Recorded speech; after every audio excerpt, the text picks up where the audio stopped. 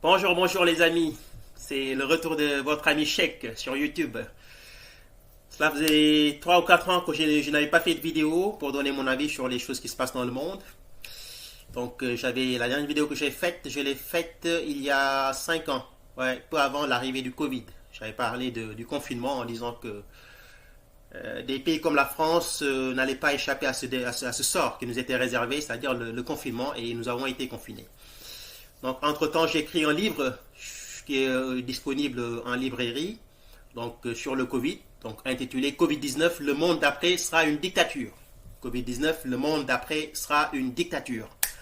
Où j'ai donné mon avis sur la situation géopolitique mondiale, comment je voyais l'arrivée du Covid, les libertés restreintes et comment je voyais l'avenir. Donc aujourd'hui, je suis venu pour parler de la situation en Ukraine, les amis. On est en train de voir des alliés de longue date qui sont en train aujourd'hui de s'entre-déchirer. L'Amérique ne s'entend plus avec l'Europe. Donc le monde occidental est en train aujourd'hui de se diviser en deux entre un bloc va-t-en-guerriste qui veut la guerre. Donc c'est l'Union européenne qui demande à ce que la guerre se poursuive jusqu'à ce que la Russie capitule. Et les États-Unis d'Amérique qui, sous la houlette de Trump, ne veut plus parler de cette guerre. Les Américains en ont ras-le-bol, ça coûte beaucoup d'argent, et en termes de pertes humaines, c'est énorme. Les Ukrainiens, tantôt les Ukrainiens comme les Russes, ont perdu beaucoup de personnes, beaucoup de civils sont morts dans cette guerre. Donc hier, le président de la République, Emmanuel Macron, a fait un discours à la nation. Donc il s'est entretenu, où il s'est adressé, j'allais dire, à la population française, aux citoyens français. Et puis il a parlé de cette guerre et de la menace russe, donc cette menace russe dont parle l'Union européenne depuis des années. Et puis on va essayer d'écouter le discours de Macron et puis on va essayer de faire une petite analyse sur cette situation qui est en train aujourd'hui de prendre en haleine l'opinion publique nationale et internationale. Tout le monde est scotché sur ce qui est en train de se passer aujourd'hui en Ukraine et sur l'avenir qui semble ou qui s'annonce extrêmement sombre entre l'Union européenne et son allié de longue date, les États-Unis d'Amérique. Écoutons le discours de Macron. La guerre en Ukraine dure maintenant depuis plus de 3 ans. Nous avons, dès le premier jour, décidé de soutenir l'Ukraine et de sanctionner la Russie. Et nous avons bien fait. Car c'est non seulement le peuple ukrainien qui lutte avec courage pour sa liberté, mais c'est aussi notre sécurité qui est menacée. En effet, si un pays peut envahir impunément son voisin en Europe, alors personne ne peut plus être sûr de rien. Et c'est la loi du plus fort qui s'applique. Et la paix ne peut plus être garantie sur notre continent même. La Russie est devenue, au moment où je vous parle et pour les années à venir, une menace pour la France et pour l'Europe. La Russie est une menace pour la France et pour l'Europe, nous dit Emmanuel Macron. Alors, moi, j'aimerais juste qu'on me dise en quoi la Russie est une menace. Parce qu'économiquement, la Russie ne fait pas le poids devant l'Occident. Économiquement, la Russie est à des années-lumière de l'Occident, de l'Europe et des États-Unis, parce qu'il y a eu des sanctions économiques qui ont été infligées à la Russie depuis des années et qui l'empêchent de s'en sortir. Donc, économiquement, la Russie ne pose pas une menace. Militairement non plus. L'OTAN est plus puissant que la Russie, même si militairement, la Russie est très puissante. Sur le plan militaire, Poutine a beaucoup investi. Parce qu'il sait qu'il y a une troisième guerre qui va venir, l'Armageddon dont on parle. On sait que ça va venir. Quand est-ce que ça arrivera? Personne ne le sait. Mais la troisième guerre mondiale, elle est à nos portes, quoi. The World War III is around the corner, comme disent les Américains. Donc, économiquement, la Russie ne pèse pas face à l'Occident. Militairement, la Russie n'est pas plus puissante que l'Occident. Donc, la menace dont on parle, elle est où? Je ne suis pas ici pour défendre Poutine ni la Russie. Moi, je ne défends pas Poutine parce que pour moi, Poutine n'est pas un démocrate. Poutine emprisonne des opposants politiques. Il y a des opposants politiques qui sont massacrés, tués. On les persécute même jusqu'en Occident. Il y a des gens qui fuient la Russie, qui viennent en Occident, on les tue. Donc, je ne suis pas ici pour défendre Poutine parce qu'en termes de démocratie, je préfère 1000 fois la France, l'Espagne, les États-Unis que la Russie, ça c'est clair. Mais on essaie juste de faire une analyse assez sérieuse pour ne pas tomber dans le piège de certains médias qui veulent nous faire croire que La Russie est une menace, il faut l'écraser, il faut la faire tomber. Je ne veux pas entrer dans ce discours va-t-en-guériste. Je me rappelle le discours de M. Bruno Le Maire, ancien ministre de l'économie de la France, qui, lors de la guerre en Ukraine, disait qu'il faut faire tomber, il faut détruire, je pense, l'économie russe. Il avait parlé ainsi. Donc pourquoi faire? Moi, je veux juste savoir qu'on m'explique, je veux qu'on m'explique pourquoi cette haine envers la Russie. Pourquoi cette haine envers un pays qui a participé à la libération de l'Europe lors de la Seconde Guerre mondiale? On ne peut plus en parler maintenant, et c'est une réalité pourtant. Aujourd'hui, on parle de la menace russe. On parle de cette guerre en Ukraine. On nous décrit Poutine comme un dictateur. Bon, je l'ai dit, Poutine pour moi n'est pas un démocrate, c'est pas un modèle. Poutine n'est pas mon modèle, moi. Donc je ne le défends pas du tout. On nous fait passer, donc Zelensky, on nous fait croire que Zelensky est un ange, qui vit dans un pays qui est persécuté, qui vit dans un pays qui est que la Russie veut détruire, parce que l'Ukraine refuse de revenir donc à la Russie. Pendant des années et des années, on nous a vendu ce mensonge qui, pour moi, ne tient pas la route. N'oublions jamais une chose. Et ça, c'est un truc que les médias ne parlent pas beaucoup, dont les médias ne parlent pas beaucoup. Il y a une persécution des minorités russes en Ukraine. Si vous allez en Ukraine aujourd'hui, il y a des gens qui parlent russe, ils sont persécutés. Et ce n'est pas moi qui le dis. Il y a un discours qui a été fait par l'ancien président ukrainien Petro Poroshenko, ce mec qui est totalement corrompu, qui disait il faut qu'on leur vole, il faut qu'on leur arrache leur pension de retraite, donc en parlant des minorités russes qui vivent en Ukraine. Il faut qu'on leur interdise l'école, en parlant des minorités russes qui vivent en Ukraine, et de beaucoup de choses. Nous allons voir cette vidéo. Тому що у нас робота буде, у них немає. У нас пенсії будуть, у них немає. У нас піклування під дітей, під людей, під пенсіонерів, під дітей буде, у них немає. У нас діти підуть до школи, до дитячих садків, у них вони будуть сидіти в підвалах, бо вони нічого не вміють робити. І так, і саме так ми виграємо цю війну. Je suis désolé de dire, mais c'est scandaleux, les amis. C'est scandaleux d'entendre cela de la part d'un homme politique qui a pour mission de fédérer, de rassembler.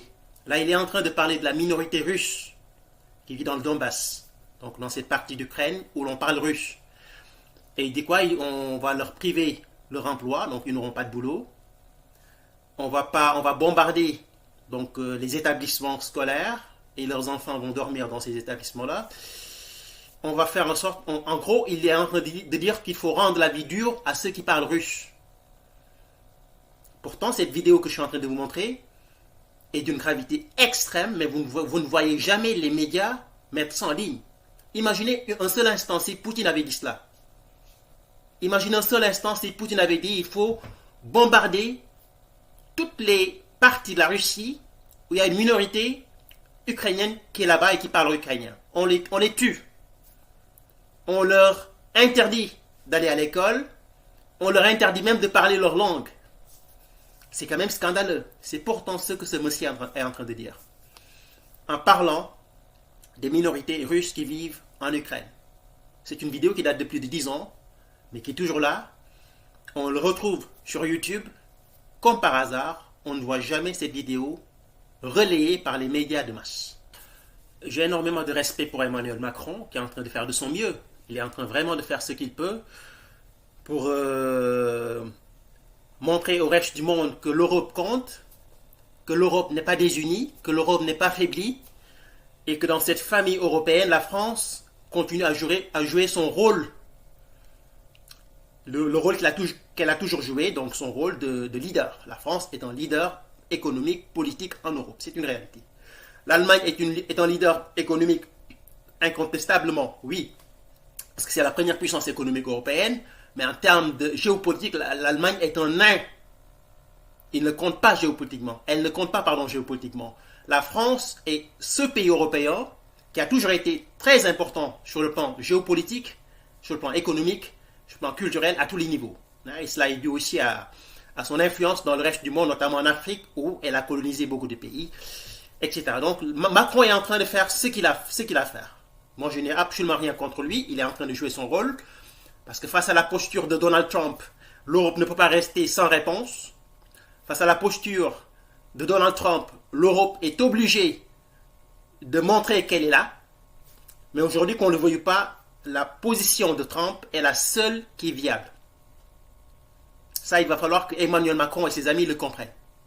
On ne peut pas sortir de cette guerre en injectant des milliards de dollars ou des milliards d'euros à l'Ukraine sans résultat. C'était une guerre qui avait pour objectif de détruire la Russie économiquement, de l'affaiblir économiquement. Aujourd'hui, il se trouve que économiquement, la Russie, certes, n'est pas aussi prospère qu'elle ne l'était dans le passé, parce qu'il y a eu des sanctions qui sont passées par là, mais la Russie n'a pas été mise à genoux. La Russie n'est pas à genoux.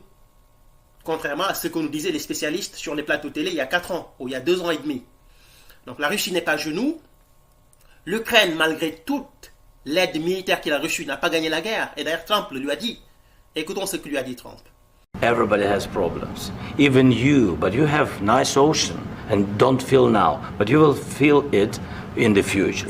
God bless. You don't know that. God bless. God bless. You will not have a war. Don't tell us what we're going to feel. We're trying to solve a problem. Don't tell us what we're going to feel. I'm not telling you. Because you're in no position to dictate that. That's Remember exactly this. You're in no position to dictate what we're going to feel. We're going to feel very good. You will feel influence. We're going to feel very good and very strong. You will feel influence. You're right now not in a very good position. You're right now not in a very good position. Voici ce que Trump lui a dit. Donc, on peut tout reprocher à Trump, mais ce que Trump vient de lui dire est la réalité, la stricte réalité. You're right now not in a very good position. En ce moment-là, tu ne tiens pas le bon bout. Tu n'as pas les cartes en main. On vous a donné beaucoup de pognon. On vous a donné de l'équipement militaire. Pendant 2 ans et demi, vous n'avez pas été capable de renverser la tendance. Vous n'avez pas été capable, Zelensky, pendant 2 ans et demi, voire 3 ans, de gagner cette guerre. Alors que vous avez reçu énormément de pognon de l'Union européenne, c'est de l'argent du contribuable européen et américain, en plus de l'aide militaire. Je veux dire, si on ne peut pas gagner cette guerre-là au bout de 3 ans, en un moment, ça ne sert à rien de continuer cette guerre. Continuez à écouter ce que Trump lui a dit. JD, you are speaking about. What do you mean? I'm talking about the kind of diplomacy that's going to end the destruction of your country. Yes, but if you Mr. President, with respect, I think it's disrespectful for you to come into the Oval Office and try to litigate this in front of the American media. Right now, you guys are going around and forcing conscripts to the front lines because you have manpower problems. Alors, cette partie de l'entretien ou de l'échange est extrêmement gênante parce que le vice-président américain, J.D. Vance, est en train de dire à Zelensky: tu n'as pas assez d'effectifs dans ton armée, à tel point que tu es obligé aujourd'hui de recruter des gens dans la rue. Il parle de manpower. Donc, il a un problème de manpower, il y a un problème de pénurie. Donc, il y a une pénurie de soldats dans l'armée ukrainienne parce que les jeunes ne veulent pas mourir dans une guerre qui ne les regarde pas. Ils ont l'impression de faire une guerre pour un mec qui est totalement manipulé par une oligarchie financière internationale.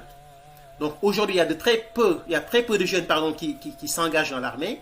Et il y a un problème de pénurie à tel point que si vous regardez aujourd'hui sur les réseaux sociaux, sur Twitter par exemple, il y a des vidéos où on voit des jeunes qui se font capturer, kidnapper et qui sont obligés, forcés d'aller combattre donc, dans les zones de combat. On en est là aujourd'hui. Et c'est ce que J.D. Vance, donc le vice-président américain, est en train de faire savoir à Zelensky publiquement, face caméra. Et c'est une partie de l'interview qui est extrêmement gênante. Alors voyons la partie la plus gênante de cette interview, où Zelensky s'est vraiment fait massacrer, et puis nous allons le séparer. Why don't you wear a suit? Why don't you wear a suit? You're at the highest level in this country's office, and you refuse to wear a suit. Just want to see if do you own a suit? Yeah, you have problems. A lot of Americans have problems with you not respecting. I don't have the such. office. I will wear a costume after this war will finish. Okay. Yes, maybe one. Maybe something like this. something like yours. Yes. That'd be great. Maybe something better. I don't know. We will see. Maybe something cheaper than. Yeah. Thank you. Thank you for.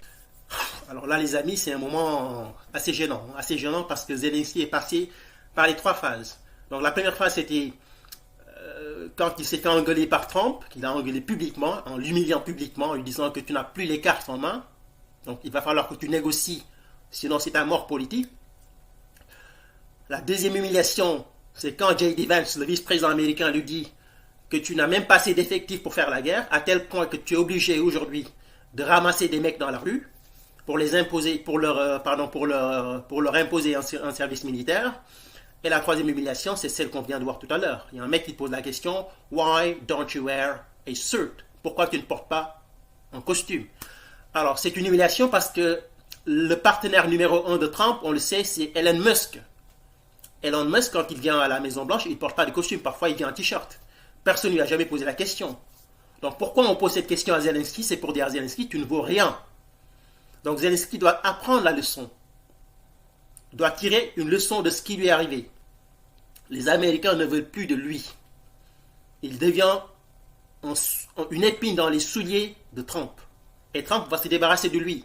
Donc si Zelensky est intelligent, il va quitter le pouvoir et aller vivre sa vie tranquillement. Moi, je pense que c'est le conseil que je lui aurais donné, moi, en tant qu'ami. Quitte le pouvoir et dégage. S'il ne veut pas le faire, les Américains vont lui rendre la vie dure. C'est vrai qu'il a l'Union européenne avec lui, mais l'Union européenne seule ne suffit pas. L'Union européenne, politiquement, elle est assez forte, mais face aux Américains, l'Union européenne ne pèse plus rien du tout. Donc les cartes ne sont plus entre ses mains. Zelensky n'a plus les cartes. D'ailleurs, Trump lui a dit, You don't have the cards. Tu n'as pas les cartes en main. Tu ne vaux rien.